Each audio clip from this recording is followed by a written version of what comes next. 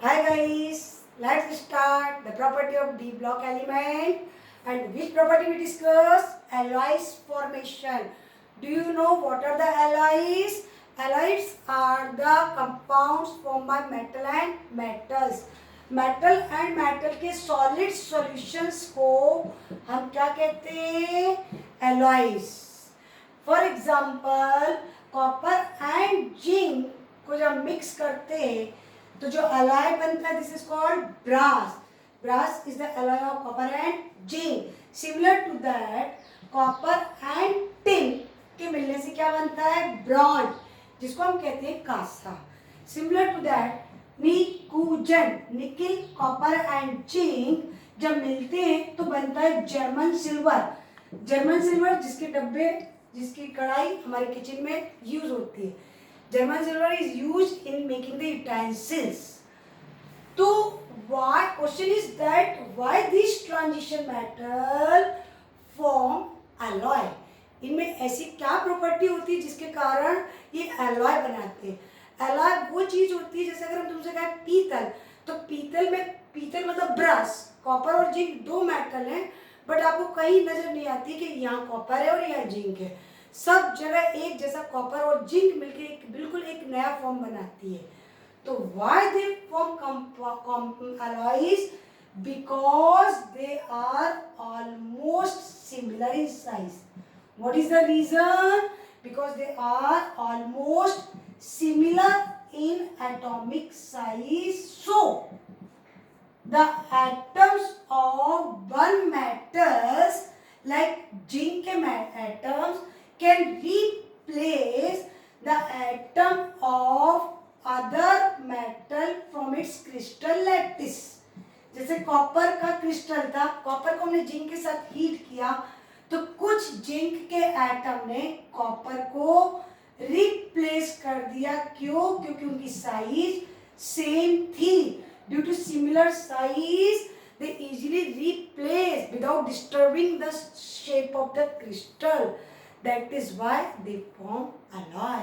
अगर सपोज करो इसकी साइज इससे काफी बड़ी होती या छोटी होती, बड़ी होती तो ये दोनों डिस्टर्ब हो जाती, शेप बिगड़ जाती, और छोटी होती तो वो इतनी सी जगह में तो इधर जगह खाली दिखती. क्योंकि साइज सेम थी तो बिना पूरी सिमेट्री को डिस्टर्ब किए कब एक मेटल के एटम ने दूसरी मेटल के एटम को उसको रिप्लेस कर दिया, सामने वाले को पता ही नहीं चला. Is that clear? चलिए, तो अब हम next and the last, second last property पढ़ते हैं, interstitial compound. What do you know about the interstitial? ये तुम लोगों के लिए नया वर्ड है, आज से शायद पहले कभी ये वर्ड नहीं सुना होगा. इंटरस्टिशियल मीन्स होता है the compound which are formed by the combination of metal and non-metals.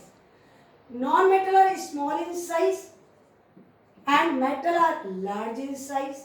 So small size of non-metal like carbon, like hydrogen, like boron, like nitrogen, these small size non-metal are fitted in the interstitial void. This space, this खाली space is called interstitial void. Void मतलब होता है खाली जगह, और दो atom के बीच में जो जगह बचती है, this is called interstitial void.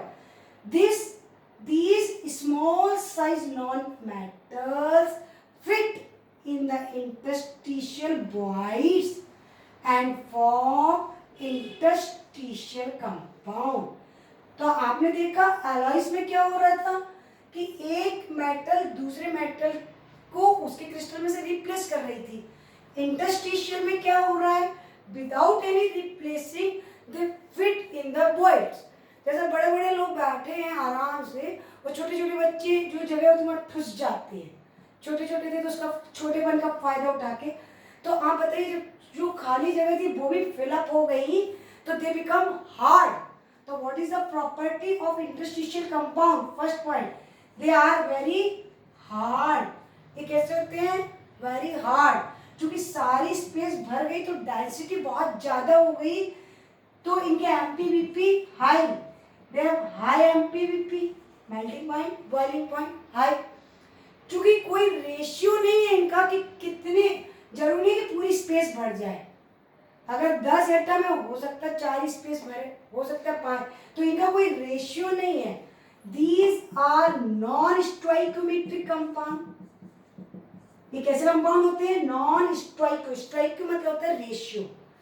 And fourth point, they are chemically inert, ये केमिकली किसी से रिएक्ट नहीं करते हैं। क्लियर? चार properties, they are very hard, high MP, non-stoichiometric and chemically inert. And the last property is paramagnetic nature. इसके बाद सारी डी ब्लॉक की प्रॉपर्टीज, ट्रांजिशन मेटल्स की प्रॉपर्टीज पूरी कंप्लीट हो जाएंगी। कोई भी डाउट, कोई भी क्वेश्चंस अगर हो तो पूछिएगा। पैरामैग्नेटिक, देखिए मैग्नेटिक नेचर के बेसिस पर the metals are classified into 3 types: paramagnetic, diamagnetic और फेरोमैग्नेटिक। जिसके पास अनपेयर्ड इलेक्ट्रॉन्स हो दे आर कॉल्ड पैरामैग्नेटिक, जिनके all the electrons are paired they are called diamagnetic, and ferromagnetic means those compound in which large number of unpaired electron, unpaired electron था but कैसे large number, और अगर एक भी unpaired electron है this is said to be paramagnetic. Thus they classified 3 types: paramagnetic, diamagnetic and ferromagnetic. Para unpaired electron होना, di मतलब दो, all are paired, ferro more large number of unpaired electron. तो generally they are paramagnetic. Generally paramagnetic मतलब generally इनके पास unpaired electrons होते हैं, so they are paramagnetic. आपने कॉन्फ़िगरेशन देखा था, इसके पास 1 अनपेयर्ड इलेक्ट्रॉन थे, इसके पास 2 अनपेयर्ड, 3 अनपेयर्ड, सीधा 6 अनपेयर्ड, इसके पास जाते तो 5 अनपेयर्ड, फिर कम होते जाएंगे 6 अनपेयर्ड, फिर 4 अनपेयर्ड, 3 अनपेयर्ड, 2 अनपेयर्ड, 1 अनपेयर्ड और कोई भी अनपेयर्ड इलेक्ट्रॉन नहीं, जिनके पास कोई भी अनपेयर्ड इलेक्ट्रॉन नहीं। तो हम बात करते हैं कि जनरली ये पैरामैग्नेटिक होते हैं क्योंकि इनके पास अनपेयर्ड इलेक्ट्रॉन होते हैं और इनकी मैग्नेटिक मूवमेंट, जब कोई मैग्नेटिक नेचर का होता है तो अब स्पिनिंग करता है, स्पिनिंग के कारण जो मूवमेंट क्रिएट होता है this is called magnetic movement. इसका जो मैग्नेटिक मूवमेंट है डायरेक्टली प्रोपोर्शनल होगा number of unpaired electron. More the number of unpaired electron higher या larger will be the magnetic movement. Question competitive आता है, which complex या which compound contain या which ion contain maximum या largest magnetic moment। तो आप देख लीजिए जिसके पास जितने अनपेयर्ड इलेक्ट्रॉन, पूरा आंसर निकालने की जरूरत ही नहीं, सिर्फ अनपेयर्ड इलेक्ट्रॉन जिसके ज्यादा होंगे उसका मैग्नेटिक मूवमेंट ज्यादा होगा। क्यों? क्योंकि इसका फॉर्मूला क्या होता है मैग्नेटिक मूवमेंट का, ये आपको फिजिक्स में भी काम आएगा और केमिस्ट्री में भी। म्यू, म्यू मतलब magnetic movement equal to under root n plus 2। N क्या होता है? Number of unpaired electron, n plus 2, ध्यान देना इतने से फॉर्मूले में गड़बड़ मत करना। Bm is called Bohr magneton. This is the unit of magnetism. Magnetism की यूनिट है bore magneton, bore magneton. Clear? अब फॉर एग्जाम्पल मुझे निकालना है Mn+2 का मैग्नेटिक मूवमेंट। तो Mn+2 मतलब 3d5 4s2 प्लस 2 मतलब 4s के इलेक्ट्रॉन चले गए, तो एन नंबर ऑफ अनपेयर्ड की वैल्यू कितनी होगी? 5 म्यू 5 प्लस 2 कितना हो गया? 7 इंटू 5 35। अब आप कहोगे मैडम हमें 35 का तो मैग्नेटिक मूवमेंट 35 का रूट तो आता ही नहीं है, 36 का आता है। कितना होता है? 6। तो जो 36 का 6 हो सकता है तो 35 का 6 से थोड़ा कम, लेस देन 6, मतलब अप्रॉक्स, केमिस्ट्री में अप्रॉक्स चल जाता है, 5.9 अप्रॉक्स। क्लियर है? अच्छा, आपको एक ट्रिक भी सिखा है, ध्यान से सुनिएगा। अगर किसी का उल्टा को सिखा रहा है, किसी का मैग्नेटिक मूवमेंट 5.9 है, इसका मतलब उसके पास कितने अनपेड इलेक्ट्रॉन? 5।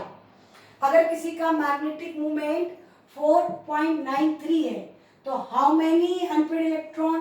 4।